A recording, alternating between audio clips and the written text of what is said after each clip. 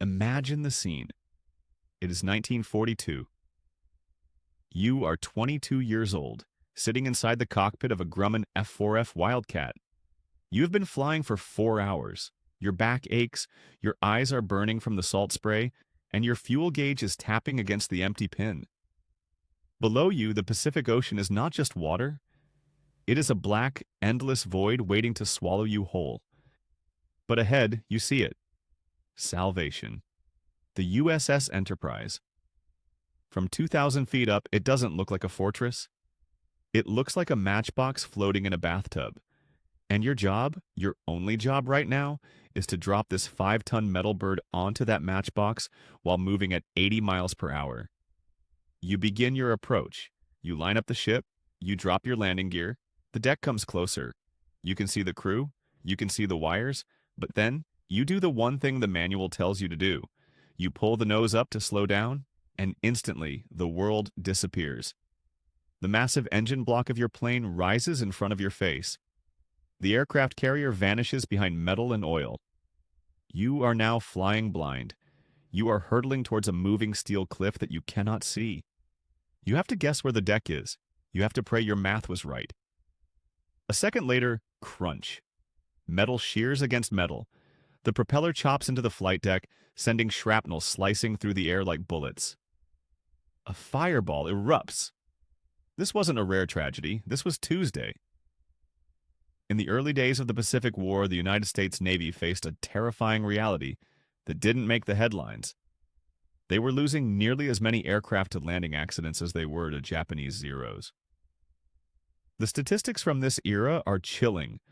On some deployments, a carrier air group could lose 20% of its operational force just trying to park the planes. It was a meat grinder. The deck crews called it the crash barrier waltz. Every landing was a roll of the dice. If you came in too high, you missed the wires and smashed into the barrier.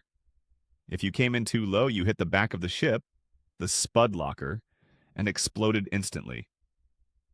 Admirals were furious. Engineers were baffled. They had built the most powerful navy in history, but they had forgotten one simple biological fact.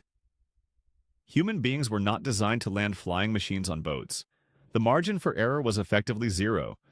The carrier is moving away from you at 30 knots. The wind is pushing you sideways. The deck is pitching up and down by 10 feet. And you are trying to snag a steel cable with a hook that is dangling behind you, all while staring at the back of your own instrument panel. It was a system designed for failure. And as the war heated up, the Navy introduced newer, faster, and heavier planes. The Hellcat, the Corsair, these were monsters of the sky. But they had a fatal flaw. Their noses were even longer. Their engines were even bigger. The blind spot wasn't just a nuisance anymore. It was a death sentence. Pilots started refusing to fly certain aircraft. Morale was plummeting. The Navy realized that if they didn't fix this, they wouldn't lose the war in the skies over Tokyo. They would lose it right here, on their own flight decks. To understand how we fix this, we first have to understand why we were failing so badly. The problem wasn't the pilot's skill, it wasn't the weather. The problem was geometry. And the solution required breaking the most fundamental rule of flight. To fix a problem, you have to dissect it. And the problem here was a conflict between aerodynamics and human vision. In the 1930s, landing a plane was intuitive. It was called the straight-in approach. You line up with the runway 3 miles out. You descend in a straight line. You keep your eyes on the tarmac. Simple. This works perfectly on a concrete runway that is 2 miles long, but an aircraft carrier deck is tiny. It is barely long enough to hold the planes, let alone catch them. To land on a carrier, you cannot come in fast and shallow. If you do, you will bounce over the wires and crash into the ocean.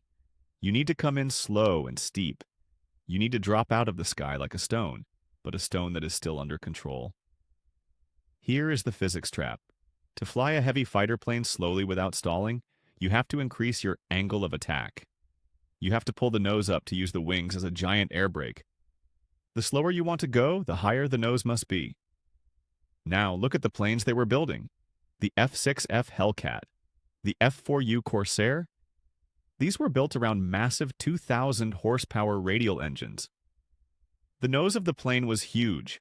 It was a wall of metal. So, do the math. You are approaching the ship, you slow down, you pull the nose up, and suddenly the ship is gone. The nose of your own plane completely blocks your view of the landing area. For the final and most critical 15 seconds of the flight, you are blind. Pilots tried to compensate. They would weave side to side. They would stand up in their seats. They would stick their heads out of the canopy like a dog in a car window, trying to get a glimpse of the deck. But eventually they had to straighten out to land, and in that moment they were flying on faith alone. Let me put this in perspective. Imagine you are driving your car on the highway at 60 miles per hour. You are approaching a narrow garage.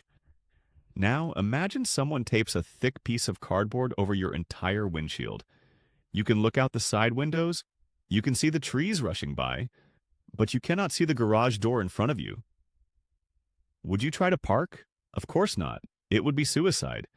But this is exactly what the U.S. Navy was asking its pilots to do every single day.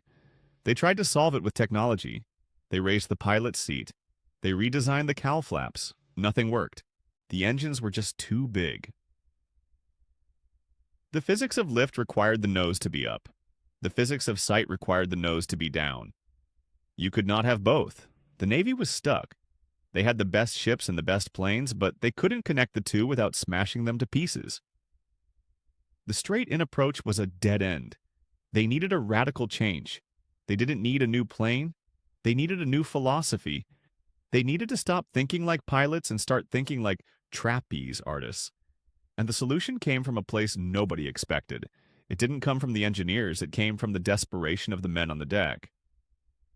The solution was to stop looking at the ship. This sounds insane, but if looking at the ship straight on meant you were blind, then the only way to see was to look from the side.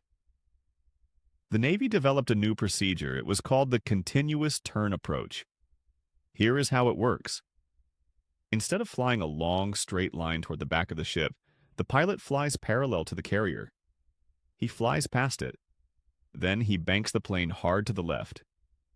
He enters a long, curving turn. He keeps the plane banked all the way around. Because the plane is tilted on its side, the pilot can look out the side window.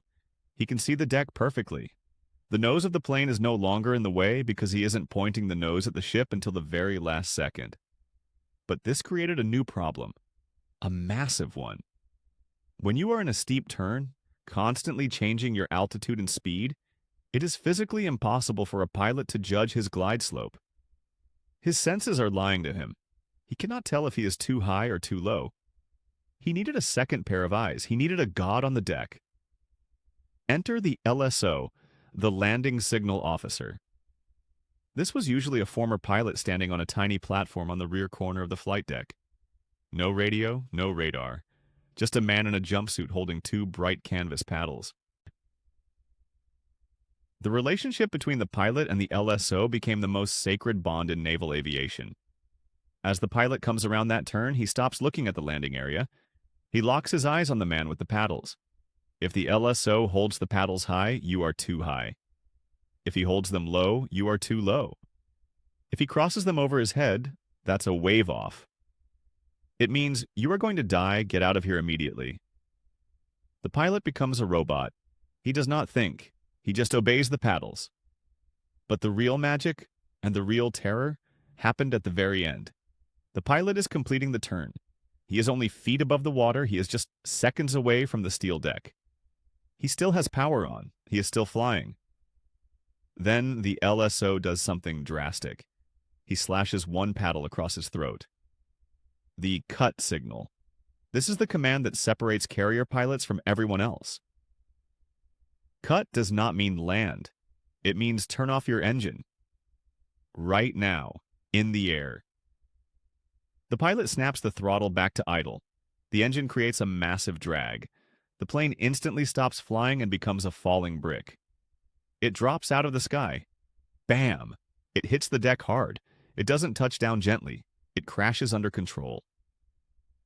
The hook snags the wire and the pilot is thrown forward against his straps as the plane stops in less than 300 feet.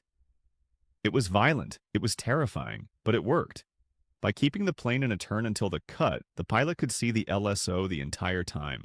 The blind spot was eliminated, but this method had one final test, a test that many thought was impossible. There was one plane that was so dangerous the Navy had already banned it from carrier use. The pilots called it the Ensign Eliminator, and it was about to make a comeback. The Vought F4U Corsair is one of the most beautiful machines ever built. With its inverted gull wings and massive propeller, it looked like a predator. The Japanese called it Whistling Death. But the U.S. Navy had another name for it, the Ensign Eliminator. When the Corsair arrived in 1942, it was faster than anything else in the sky, but it had a nose that stretched 14 feet in front of the cockpit. Sitting in a Corsair was like sitting in the back seat of a limousine while trying to drive it from the trunk. On a straight-in approach, the blind spot was absolute. You couldn't just see less, you could see nothing. The Navy gave up. They declared the Corsair unfit for carrier operations. They gave it to the Marines to fly from land bases on islands. It was a humiliating demotion for a plane built for the sea. But across the Atlantic, the British Royal Navy was watching. The British were desperate for high-performance fighters. They bought hundreds of Corsairs, and because they didn't have a chain of islands to fly from, they had to make them work on ships. They looked at the long nose, they looked at the blind spot, and they realized that the continuous turn method wasn't just a suggestion. It was the key. The British pilots took the turning approach to the extreme. They didn't just curve in, they flew a tight, aggressive corkscrew. Imagine a spiral staircase descending to the deck. The British pilot would keep the Corsair in a constant left bank, looking over his left shoulder. By keeping the plane tilted, he wasn't looking over the nose. He was looking around it. He would hold this turn until the very last second. He would level the wings, cut the engine, and drop. It was a terrifying maneuver to watch. It looked like the plane was going to cartwheel into the ocean. But the statistics didn't lie. The British were landing Corsairs safely on decks that were even smaller and shorter than American carriers. The U.S. Navy was stunned. They watched their allies doing the impossible with American planes. Swallowing their pride, the U.S. Navy adopted the technique. They brought the Corsair back to the carriers. They retrained their pilots to trust the turn. This was the turning point. The continuous turn proved it could conquer even the most difficult aircraft. It transformed the Corsair from a shore-based outcast into the premier carrier fighter of the late war. But proving it in a test flight is one thing. Doing it when the adrenaline is pumping and the world is exploding is another. We had the method. We had the planes. Now, we had to see what would happen when we threw thousands of young men into the largest naval battles in history. The final exam was coming, and it would take place in the Philippine Sea. The ultimate test came in June 1944, the Battle of the Philippine Sea, the Great Marianas Turkey Shoot. The sun was setting. The U.S. fleet had launched a massive strike at extreme range. Now, hundreds of aircraft were returning to the carriers in the dark. They were low on fuel. Many were shot up. Some had wounded pilots. In the old days of the straight-in approach, this would have been a massacre. The long, slow approach took time. If a plane crashed on the deck, the entire line behind him had to wait. With fuel gauges reading 0, waiting meant splashing into the sea. But the continuous turn changed the rhythm of the deck. Because the planes were approaching in a curve, the intervals between landings could be tightened. A pilot didn't need to wait for the plane ahead to clear the wires before starting his final run. He was already in the turn. It became a conveyor belt. One plane hits the deck, hook disengages, taxi forward. Next plane crosses the stern. The interval dropped to less than 30 seconds per plane. Under the cover of darkness, with Admiral Mitcher defying orders and turning on the ship's lights to guide his boys home, the LSOs waved them aboard one by one. It was a ballet performed in hell. The LSO didn't care if the pilot was terrified. He didn't care if the pilot was an admiral or a kid on his first mission. He only cared about the geometry. He demanded perfection. And he got it. The statistics from this period are staggering. Despite the faster planes, the heavier payloads, and the exhaustion of combat, the landing accident rate on U.S. carriers plummeted. By some estimates, the crash rate for carrier landings dropped by nearly 80% compared to the dark days of 1942. We weren't just saving metal, we were saving the most valuable resource of the war, experienced pilots. While the Japanese were losing their aces and sending rookies to their deaths, the Americans were bringing their veterans home. A pilot who survived a landing today could fight again tomorrow. The crazy method had become the standard. The fear of the deck was replaced by a grim, professional routine. But the most incredible thing about this story isn't that it helped us win World War II. It's that the physics behind it never changed. The war ended. The propellers were replaced by jets. The wooden decks were replaced by armored steel. But the problem of the blind spot remained, and the solution we found in 1943 is still echoing on flight decks today. Fast forward 80 years. If you stand on the flight deck of a modern supercarrier today, the scene is different. The roar of radial engines is replaced by the scream of jet turbines. The F-35 Lightning II approaches the deck at speeds that would have torn a Corsair apart. The technology has evolved. The wooden decks are gone, the straight decks are angled, and the pilot no longer looks at a man with canvas paddles. He looks at a light. The Fresnel lens optical landing system. The meatball. A beam of light that tells him exactly where he is in the sky. But look closely at the platform on the stern. There is still a person standing there. He is still a pilot. He still holds a kill switch in his hand that can command a wave-off at any second. And his call sign is still paddles. The technology changed, but the philosophy didn't.